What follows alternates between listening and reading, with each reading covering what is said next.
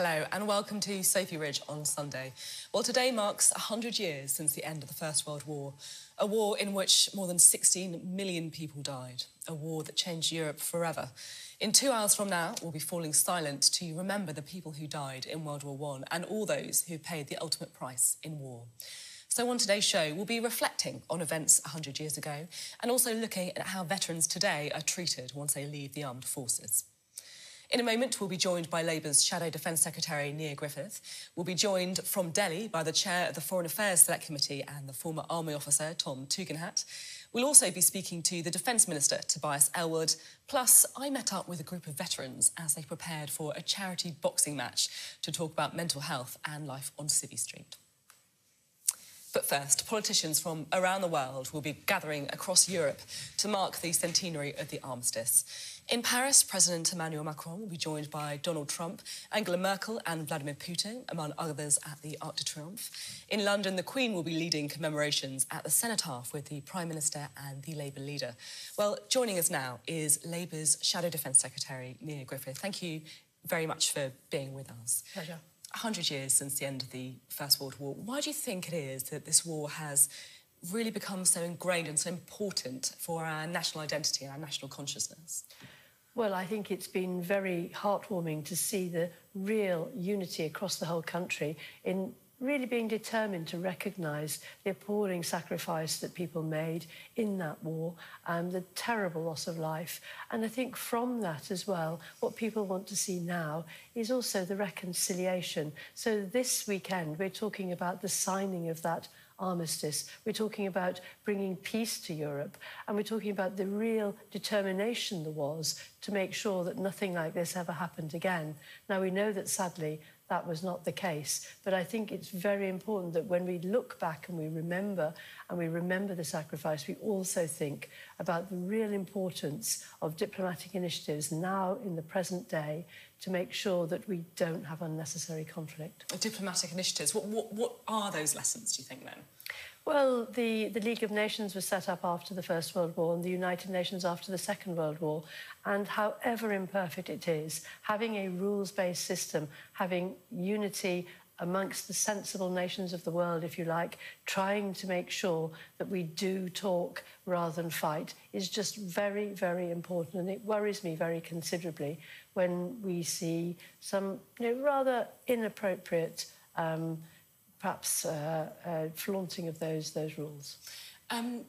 What do you mean by the inappropriate flaunting of Well, I think there are two things. I think certainly we've seen some very aggressive acts by some nations, such as Russia, for example, but I also think we've seen the denigration by Trump of some of those very institutions that we rely on to keep that peace.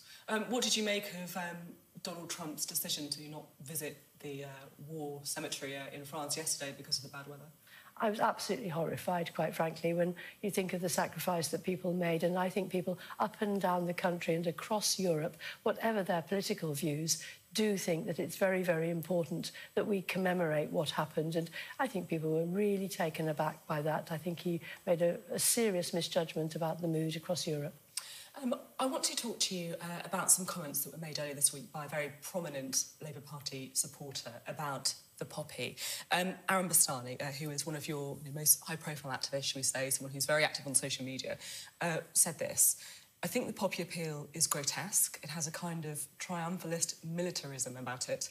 It's racist, right? It's white supremacist. I mean, you're wearing a poppy. Well, this is absolute nonsense. And first of all, I must say, this person in no way represents the Labour Party. And I can assure you that up and down the country, Labour politicians will be proudly wearing their poppy today. They will be at the Cenotaph this morning, and they recognise the huge sacrifice that has been made by our armed forces, both in the First World War and in conflict since.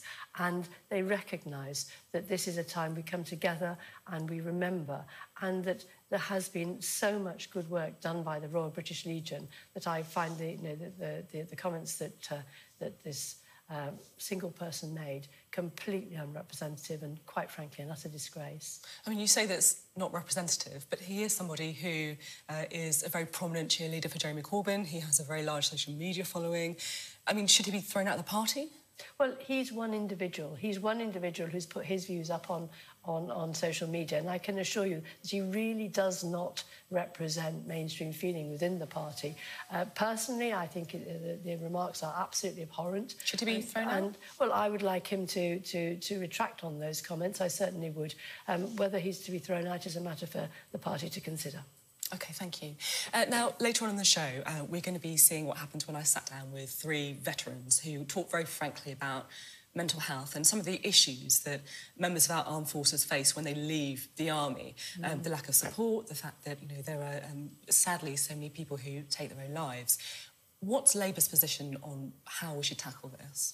Well, we want to see a really joined-up approach right across government. It's very important that when people leave the forces, many of them transition extremely well into civilian life. But for those who need extra support, it should be there. And it has to be a joined-up process right across government. So what we set out as our strategy is to make sure that we have the funding in to ensure that mental health provision is there for those that need it, that we deal with the housing crisis so that there are houses available and we get rid of the scourge of rough sleeping, and that we also make absolutely certain that the skills that the veterans have are properly recognised, and that if they need additional support to get additional qualifications or apprenticeships or a first job interview, that the support is there to do that, because obviously they do have skills, they're not necessarily recognised by employers, and it's important that they get into a successful second career, and they also have housing,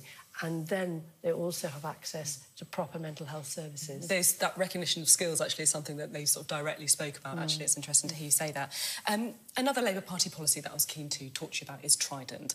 Now, currently, of course, it is Labour's policy to renew nuclear deterrent. However, the Shadow Peace Minister, Fabian Hamilton, carrying out a review to see if alternative jobs can be found for those people working in the defence industry. He says that he sincerely hopes that the review he's undertaking will convince people to drop their support of Trident. So what's happening there? You know, is Trident definitely going to be in Labour Party policy going forward? Well, we are absolutely committed to the Trident programme. The decision was taken back in 2000. The decision was taken back in 2007, and it's settled Labour Party policy. Now, Fabian Hamilton can express his own views, but for the mainstream Labour Party position on this is that we are totally committed to the Trident nuclear deterrent. And you mustn't muddle up the Trident nuclear deterrent and the whole issue of industrial diversification. Yeah, but at the same time, though, this is one of your junior shadow cabinet ministers. I mean, he does speak for the party, and he's very clear that he says that, you know, he's always said that party policy should renew Trident, but I say we should scrap it. That's also the view of the leader of the party, and he sincerely hopes the review he's undertaking will convince unions to drop their support as well. Well, as I say, it's not very helpful if you're arguing in favour of keeping Trident. There are 2 very separate issues. First and foremost, we are committed to the deterrent. The deterrent is extremely important. It's a very important part of our defence policy. And so we made the decision to renew it back in 2007, and obviously that's now 11 years ago, and the process is well down the line now. In terms of defence diversification, we have talked in a very different way about industrial diversification, because we recognise that there's immense inequality across the regions of the UK, and we recognise that part of ensuring that no region is too dependent, for example, on the coal industry or the steel industry, is to make sure that there is better redistribution of opportunity, so that people in every area of the UK have good opportunities for career opportunities.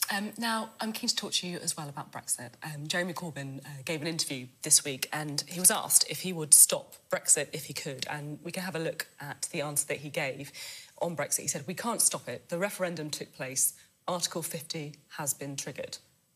Is your leader right to say that you can't stop Brexit? Well, I think the decision was taken back in 2016, and very clearly the people of the UK voted to leave the European Union. But you can stop it, can't you, if you wanted to? Well, what we want to see is a proper deal, because I know that many of those people who voted leave certainly did not want to see jobs and the economy decimated. They wanted to see a Brexit that works for jobs and the economy, not the sort of factionalism we're seeing in the Tory party now. At the same time, though, I can't help but thinking that if this is right, that Jeremy Corbyn believes you can't stop Brexit, then the motion you passed at your conference was basically a bit of a con, because that said, if we cannot get a general election, Labour must support all options remaining on the table, including campaigning for a public vote. But your leader is saying that Brexit can't be stopped. Well, those things don't add up, do they? Well, I think you have to take things step by step. We've said very, very clearly we do not want a situation of no deal. We've also said very clearly that we cannot be voting for a bad deal or a blind Brexit. So what we're saying is we need Theresa May now to come back with a proper deal which protects jobs and the economy, which gives us that closest possible relationship to the single market. And that's the sort of deal we want to see on the table. So can Brexit be stopped? Well, I think the answer to that is that we are committed to getting a Brexit that works. We want a Brexit that works in terms of jobs and the economy. We are prepared, as Keir Starmer set out today, to work with MPs across the board to get something which is workable. And that's where we are at this present time. We want to make sure... So is a second referendum one of the options on the table? Well, in our view, what we actually need to do is get a proper deal that works. Now, if this government is incapable of negotiating that deal, then the best option, as far as we're concerned, would be to throw the government out and have a team in there which can get a good deal. In other words, we'd like to have a general election.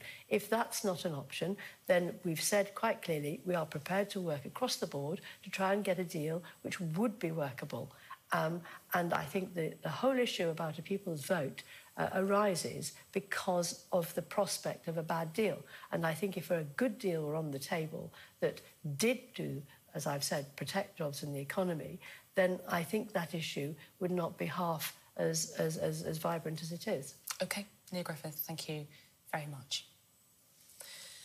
Now, we're going to take you to Paris because President Macron of France is currently welcoming world leaders to the Elysée Palace. That's the head of the centenary commemorations that will be taking place there in the next hour. Angela Merkel, Donald Trump and Vladimir Putin are among those who will be there. And we'll be speaking to Sky's Mark Stone, who is also in Paris for us a little bit later in the show. You can see them arriving at the Elysée Palace in Paris, being greeted by the President of France.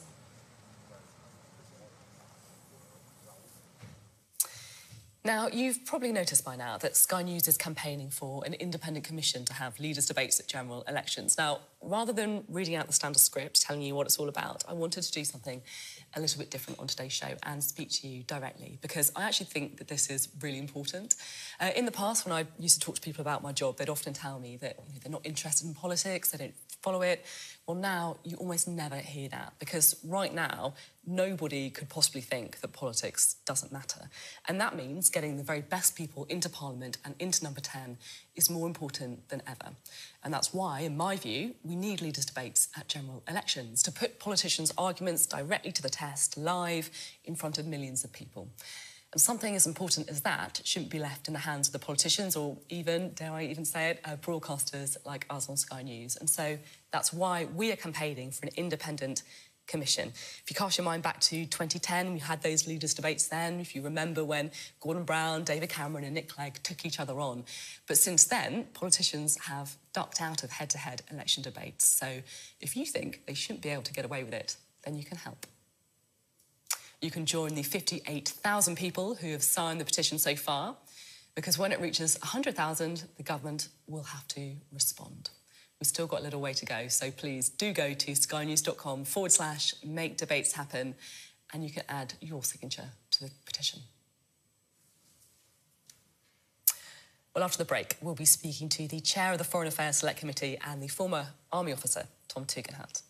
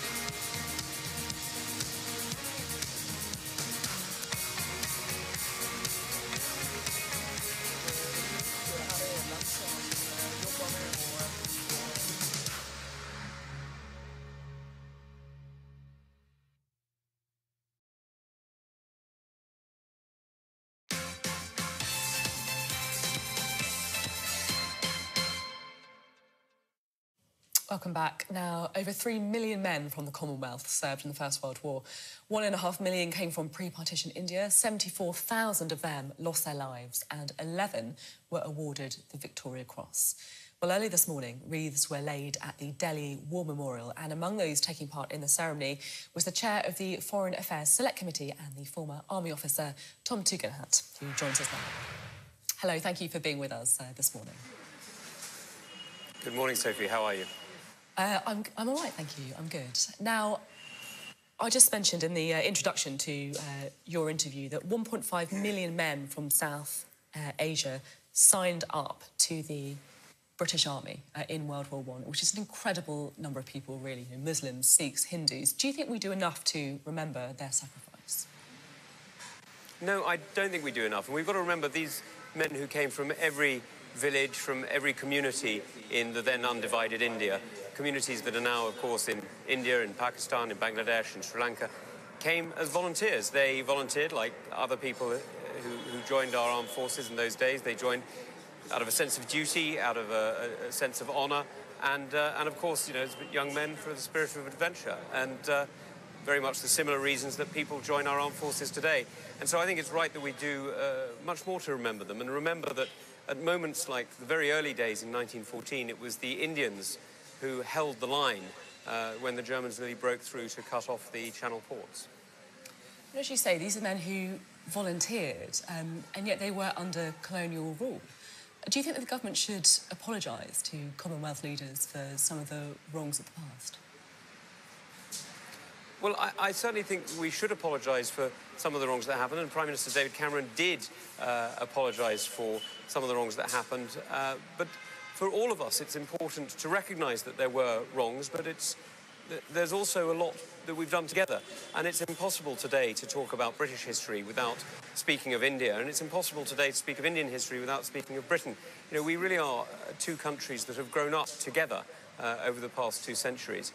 And I think it's very important that we remember that we wrote the stories together, and with cooperation we can help shape the future together as well. Talking about shaping that future, do you think there is an opportunity with Brexit to reshape relationships with the Commonwealth? I absolutely do. I think it's extremely important that we use this moment to look hard at our relationships around the world, and none more so than our relationship with India. Look, I've been struck over the few days that I've been here at the warmth of the reception that I've received from members of Parliament, from civil society, from people from all walks of life, and the proximity of our relationship. Now, we don't agree on everything. That would be too much to expect with any country. But we have a very, very deep common understanding of the world as we see it. We share very strongly common values. We share the values of the rule of law, of democracy, of a free press, that are not found in as many countries as we would like. And certainly here in the Indo-Pacific region are absolutely vital to our future. And so I look forward, I hope, to working very much more closely with the people of India at every level. Now, yesterday, Donald Trump missed a visit to a war cemetery because of bad weather. And I just want to read you what Sir Nicholas Soames, the Conservative MP, the grandson of Winston Churchill, said about that. He said, "They died with their face to the foe, and that pathetic, inadequate Donald Trump couldn't even defy the weather to pay his respects to the fallen. He's not fit to represent this great country." Do you agree? Well, I'll leave Nicholas to speak for himself, but he has a certain way with words.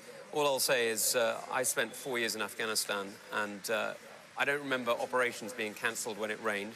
I don't remember them being cancelled for the cold. I don't remember us not refusing to soldier because the weather was inclement.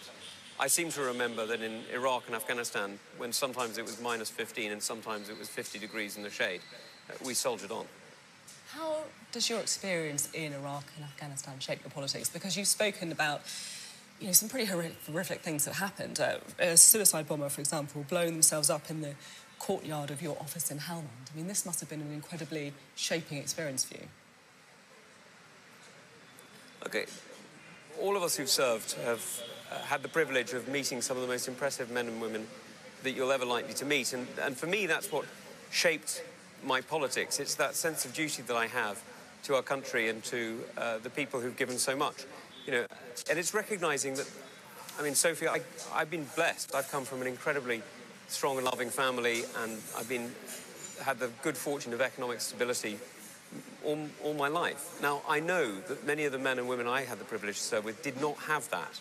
And what I've got to do is to try and make sure, as a politician, that the benefits of our society, that the good things in our society are spread as widely as possible. And that's exactly what I'm trying to do through the politics that I now practice. Now, that's where, for me, this is a continuation of a sense of duty. Well, let's talk about that sense of duty. You said of your time in the army, in Iraq, I was one of many soldiers who questioned the decision but obeyed the orders. And I just wonder if that will be, your take on Brexit as well. How are you feeling about the deal that Theresa May is currently fighting for? And is that something that you could support? Well, it's very hard to know what the deal is. So I'm afraid unlike the two or perhaps three people who are really in the room negotiating, I'm afraid none of us actually know what the Prime Minister is going to bring forward.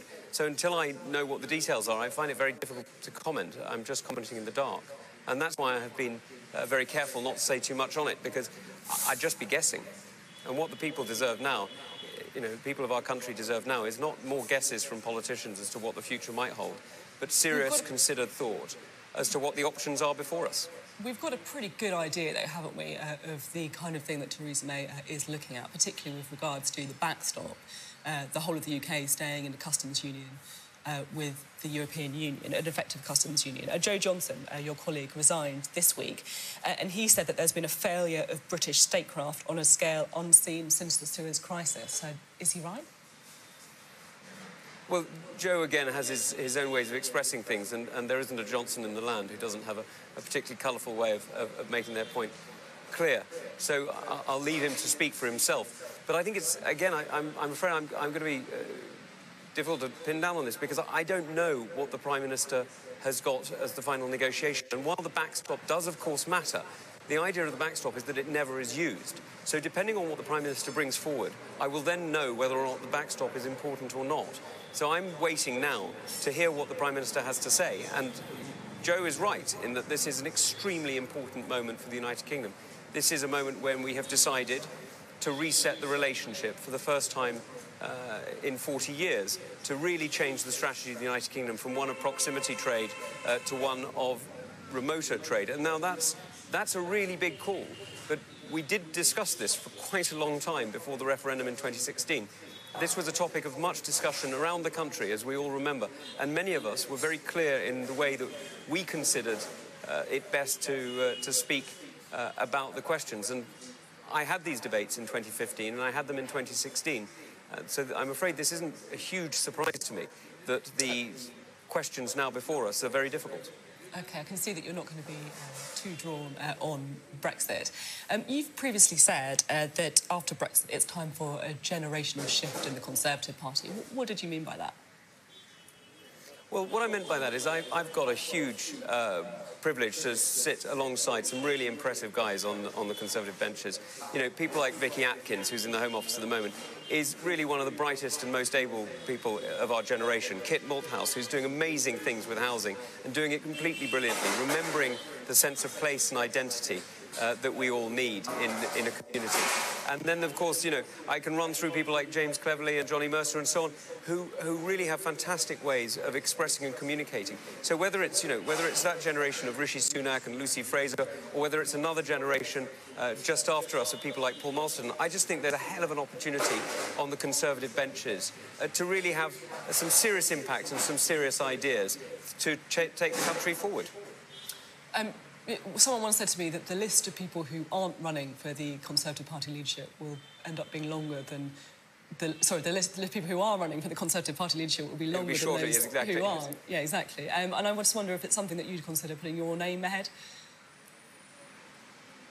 At the moment, I'm just waiting to see what deal the Prime Minister brings back. I mean, I haven't made any great secret of the fact that I would consider running for my party leadership at some point, but for me, the whole point of this is not to run for the leadership, it's to change the country. For me, the whole point of this is not to be an individual, but to be a team. If one thing that soldiering taught me is that individuals, we don't achieve very much, but we have an amazing Conservative team. I've listed some names there, and there are many others. And if we get the right people in the team, then actually the leadership becomes not academic, but certainly only an expression of that. And that's what we've got to get to. We've got to get a really strong Conservative team forward, arguing for the future of the country, arguing for a positive future, arguing for a future that includes everybody in our community and really values the work that so many do. And, you know, from the young to the old, you know, we have an amazingly dynamic society. Sometimes I think we forget that, and it's a great shame because it leads us to despondency when actually we should be fully optimistic. And so I'm really focused on doing my bit to support a Conservative team and see where that gets us. It's interesting to listen to you talking about the future there. And the Conservatives have been in power for 8 years. Do you sometimes worry that the current administration, the current form of the Conservative Party, is a bit tired, a little bit consumed by Brexit? Well, I think it's the nature of any major struggle that it consumes those who are engaged in it. I mean, we know this, whether you look at a merger or an acquisition or any sort of, major operation in the military or whatever it is, you always find that those who have really focused in on it, who've really had to do nothing but that for a long period of time, tend to get a bit worn out, and that's hardly surprising. But it's a credit to those who are engaged in the debate at the moment that they are devoting every inch of energy, every moment of energy, in order to try and bring forward the best outcome for the British people. And I think that's absolutely right. Now, once that is done, will people look for a change? I suspect they will, and I think it's for the Conservative Party to come forward and be that change. And I think we can be. I think we have an amazing opportunity, as I've listed already, from the number of people and ideas on our benches, to come forward and make a fantastic change and bring the country forward. OK, Tom Tugendhat, thank you very much. Thank you, Sophie. Let's take you straight to Paris, where Angela Merkel, the German Chancellor, is currently being greeted by the President of France, Emmanuel Macron, and his wife there. He's hosting some world leaders at the Élysée Palace. Donald Trump, the US President, expected to be arriving soon. They're then going to be attending a memorial event at the Arc de Triomphe to mark 100 years since the end of World War I. So we'll bring you more pictures from those world leaders arriving in Paris when we get them, including the President.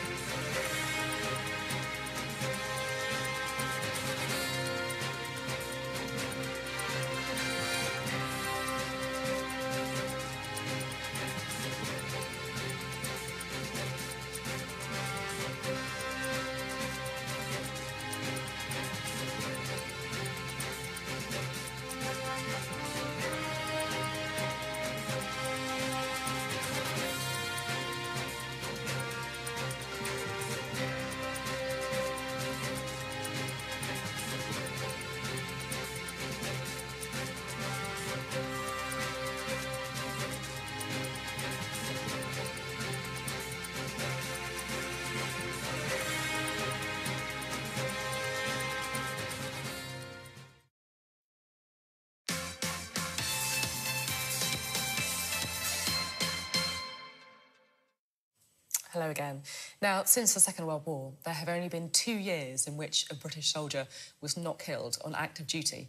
But for some, the end of the war is just the beginning of the battle. More than 40 people who served in the UK Armed Forces have taken their own lives so far this year alone. And this week, I sat down with some of the toughest men I've ever interviewed, talking about one of the hardest things to speak about, mental health.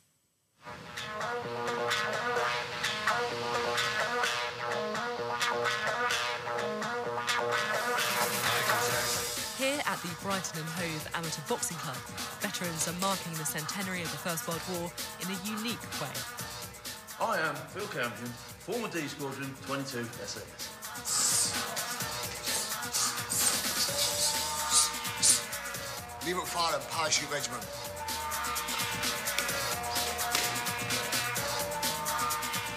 Jim Walker, former 22 SAS D Squadron. They joined the armed forces as teenagers. Now these three friends are trying to raise awareness and money for former colleagues who are struggling and who they believe their country has forgotten. The Remembrance Rumble charity boxing match pictures former members of the SAS against ex-US Special Forces. In a year where 42 former members of the armed forces took their own lives, the money is important, but just as crucial is seeing veterans as tough as these talk openly about mental health. Did any of you guys struggle with your own mental health? We talked a bit about mental health. Did you? Yeah, see, I've struggled, you know, and again, it's not so much. I've struggled, obviously, well, on leaving the military, I went and done security, so I went from one battleground to another one, and that was fine because it was just one transition to back into private security. I really struggled when I left them because actually I was to fend for myself, you know, and I go back to, and I remember it was PTSD, but you know, the stresses and strains of life that you're not used to in the military actually come on top, and you know, there has been times where I thought, you know, I can't do this anymore. Going from the military to then being a civilian in those environments, working alongside military, it was a struggle because I was used to asking for things and it'd get done. And then, as a civilian, you ask for it, and they're like, well, who are you? I'm like, I'm so-and-so. Well, OK, there's a queue there, get to the back of it and wait. I'm like, well, I'm just trying to get this done. You see a lot getting out with the stresses. It's not just about having a mental health issue, whether it be PTSD. What you actually find is that veterans are coming out. These guys and girls may have never paid rent before, paid the bills, the council tax. Then all of a sudden they're getting out and they're being told to fend for themselves. So they don't have those life skills. I joined the military at 16, so I don't know anything else. No, like, same. So, 16, I was 18. Well. Yep. But resettlement is something that should start on the day you join. You should start learning about, you know, things that happen in Civvy Street. And like I say, predominantly the guy that sets you off into Civvy Street in the army will be some guy that's been all the way through the ranks, spent 24 or 30 years in the military, and it has reached the rank of captain, and well done to him, and he's sort of like out there past your ankles, getting himself shoehorned into Civvy Street with a nice big pension. He's never been a civvy, so what right has he got to put me into Civvy Street? He doesn't know. Yeah. So that's when you need to visit someone who's probably been on the out for 10 or 15 years, who comes back in and says, right, OK, I'll work under the direction of this guy, but this is where it is, this is where it's at, this is what you need to know. I didn't have a clue about anything when I got out. No. And like I say, even when I went to the job centre, the only job I was qualified to do was lollipop man. It was insane. We leave and, you know, we have millions spent on this for training, and then it goes in the bin, basically. And going back to the military to start off, when you turn up in the depot day one, you get taught how to wash, how to shower, and how to shave, and how to make a bed. When you leave, they don't teach you anything. There's some paperwork. If you want to do a course, there's a course, and thank you very much. At least 42 former servicemen and women taking their own life since the beginning of this year. I mean, that is really I think Christmas across the board for sort of suicides anyway, I think that's when it rises. So, you know, that figure doesn't look like it's going to slow down anytime soon, put it that way. You know, there's I wouldn't say that figure's correct. The one thing that there isn't actually a way of getting data around actually how many veterans are taking their lives. I wonder if that is something that you think would be a good idea, actually, for the government to get a bit more information on so there is, and there has been campaigns to actually get a central database and actually work with some of these charities like Combat Stress, the RBL, and multiple other charities, Help for Heroes, and actually state to them, OK, where are your funds going, who have you helped, and actually how many veterans that you've helped have actually then gone to commit suicide. Because one of the things that charities do is they help you for a certain period of time, and then they just push you out the door, and that's like they're ticking the box to the government. There's no follow-up care. I think, you know, from the military's point of view as well, I just saw a scheme which has started up within the Royal Marines recently, which is a mentoring system whereby guys can go back and actually feel part of the system again. And I think, you know, as a prisoner coming out of prison with like a parole period or, you know, some sort of tie back to help him transition back into Civvy Street, I think some guys, not all guys, but some guys need that from the military as well. So do you Possibly think, a 2-year cooling off period or something like that where they can dip back in if they need to and feel part of something still. do you think then that there's more support for people leaving prison than leaving the army? Is that... Possibly, possibly. There is, you know, there's a lot of structure around leaving prison, and there's a lot of thought put in, and there's a lot of sort of like preparation work with courses and all that sort of stuff. Now, I'm not saying that the army don't do anything at all, but they could do more. We're commemorating 100 years since the end of the First World War. How are you going to be remembering that day?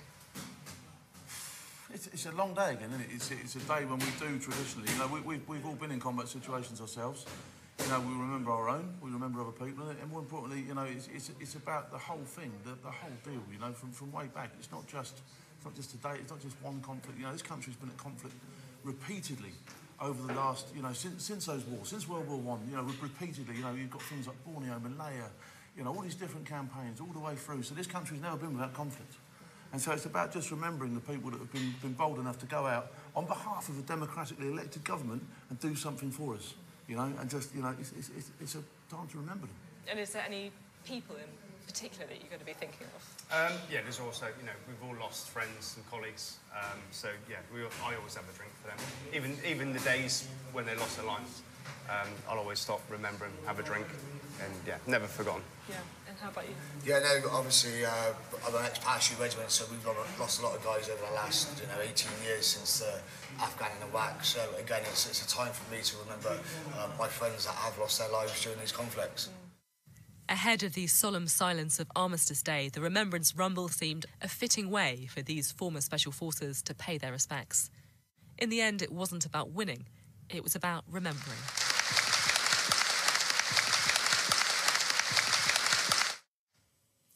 Well, we'll be putting some of the very serious issues that those veterans brought up directly to the Defence Minister, Tobias Ellwood. That's just after this break.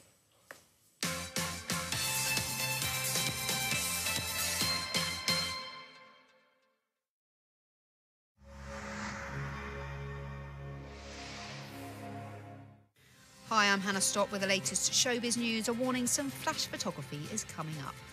Most of the stars of Fantastic Beasts, The Crimes of Grindelwald have been on the red carpet in Paris for the film's premiere.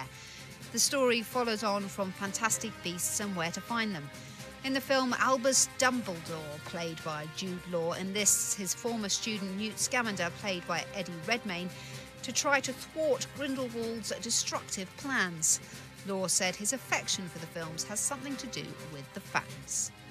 Joining a group of actors that you know you're going to work with time and time again, joining a crew and led by a wonderful director and a production team that you know you're going to work with time and time again because you learn to have a relationship with them. And you don't have to get it all over and done with in 3-4 months like in one movie. And these guys, beyond a doubt, their energy and enthusiasm and passion for this world, these stories, is really interesting. It's really heartfelt, you know, it's not just fanatical, it's really personal, because I think J.K. Rowling, along with the escapism and the magic, she also creates stories and characters that are appealing to people who feel maybe a little disenfranchised or on the outskirts or just dealing with the usual life. When you're going to have to pick a side. No, I don't do sides. What are you going to do? I think it's happening. Mute. You never met a monster you couldn't love. A collection of draft scripts for The Wizard of Oz and other material from the archives of the 1939 film are going up for auction in December and could fetch up to $1.2 million. 4 handwritten draft screenplays by Noel Langley are being sold. What you see behind me is the single most important manuscript in Hollywood history. It's the genesis of The Wizard of Oz. Starting with the written word, all of the different drafts. We have, well over, 150 pages of handwritten manuscript notes and manuscript pages for the original script that developed into the final shooting script.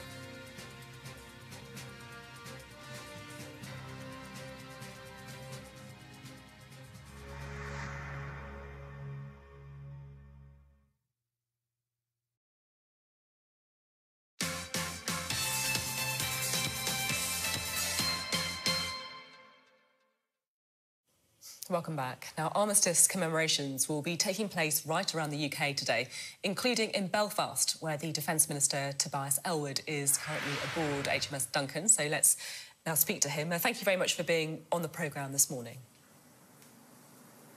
Delighted to be here.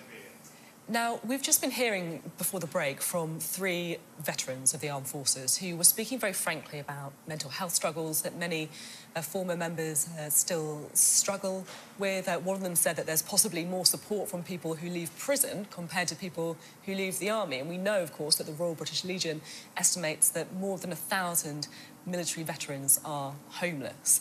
As a veteran yourself, are you really happy with the way we treat our veterans in this country?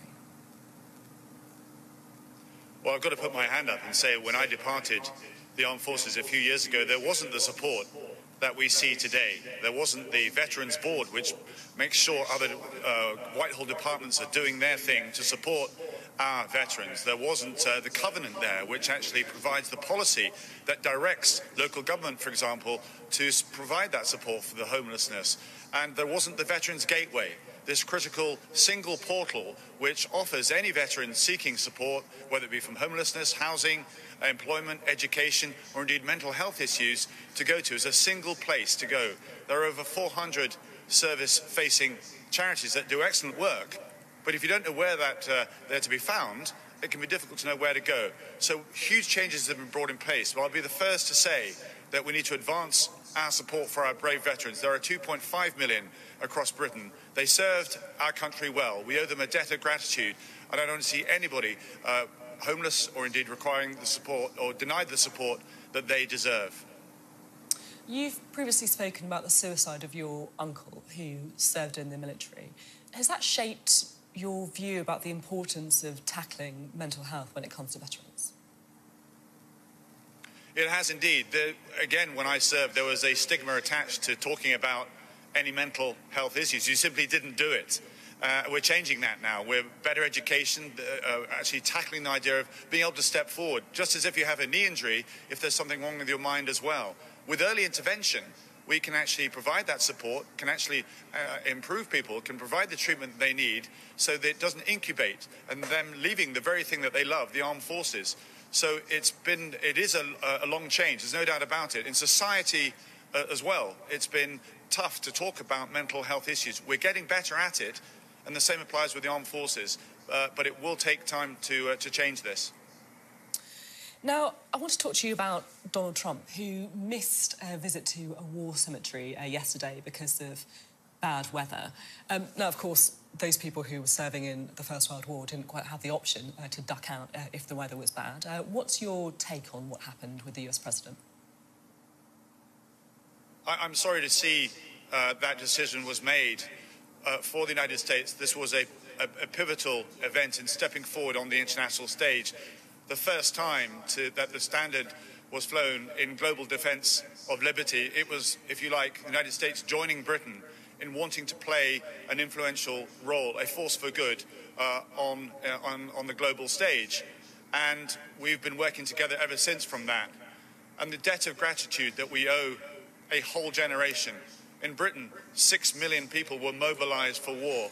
It's so important that we reflect correctly on what sacrifice was made, and that needs to be done at every level, including from the Commander-in-Chief of the United States Forces. Has it changed your view of him? Well, I won't get into the politics of it. I felt the liberty to be able to speak on this because I'm in fact a dual national, but also a veteran and indeed a reservist as well. And I do hope that today the world and certainly Britain, the United States and our allies will be reflecting and giving thanks to the previous generation who not only defended our values and our shores, but indeed by victory were able to create the world that we actually see today. Now, we've heard from the Chief of Defence Staff, Sir Nicholas Carter, this morning, who's been talking a bit about the role of the armed forces in a no-deal Brexit. And he said that they're thinking hard about what role they'll play. So can you fill us in a little bit on what does he mean by that? What role could the armed forces play if there is no deal? Well, there's two aspects of that. Firstly, the Prime Minister is working very, very hard, and I know there's a huge amount of speculation as to what might or might not be achieved. I think we need to allow the Prime Minister to continue discussions and see what the final deal is. There'll be a vote in Parliament on that, and there's plenty of time to reflect on that rather than guessing ahead what might or might not be in that. But whatever the case is, the armed forces stand ready to support Britain on a practical basis. I will say that our desire, ambition and commitment to defend not only our country but work with our European allies and our partners, again as a force for good, remains does not change at all. We're absolutely committed to that. And indeed, in this ever-changing world where the threats are getting more complicated, it's even more important for us to work with our allies. It's even more important that we don't allow any red tape that comes up with the European Union to prevent us from recognising the changing world around us. The rules-based order, as we see it, they are being eroded, and it's countries like us, ever few countries like us, that have the ability and the means to stand up to that. I just want to bring you back to the comments of the Chief of Defence Staff, because I understand that, obviously, it's hard to gaze into your crystal ball and predict the future, but at the same time, no-deal plans are clearly must be taking place, and he himself has raised the fact that the armed forces are thinking hard about the role. So what does that mean? I mean, is that about, transporting food, for example? Is that about public order? What could he be talking about? It is the job of the Chief of the Defence Staff, indeed the MOD and the Defence Secretary, to consider all scenarios, whether how vague or how rare they might be, or whether they might be something that's expected. We have to plan for every single scenario. So yes, there are contingency plans being made, there are discussions being held behind the scenes as to what support our armed forces will do.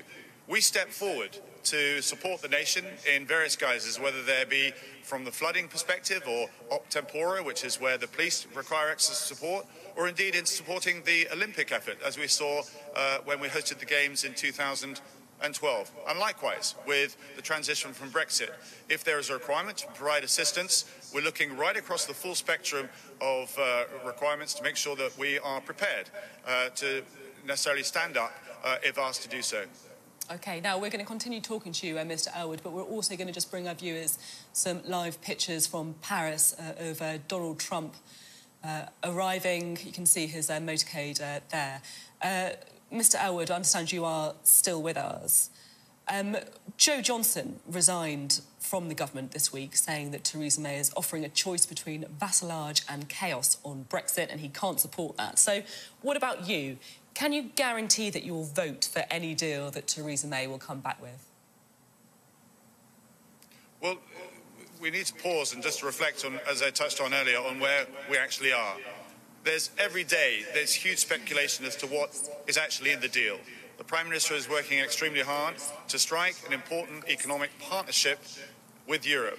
We must allow those discussions, and they are difficult, there's no doubt about it. 95% of the agreement is there. There are some difficult and complex issues, including dealing with the Northern Ireland issue, as has been covered amply in the press. Let's allow the Prime Minister to secure the deal and then present it to Parliament. Parliament will have a vote on this, and that's where we should be moving forward. Anything prior to that is pure speculation. That's the problem, though, isn't it? That Parliament is going to have a voice on it. And if Theresa May can't get Boris Johnson on one side of the argument and Joe Johnson on the other to back her deal, then it's very difficult to see how she can get it through Parliament. So what should happen then?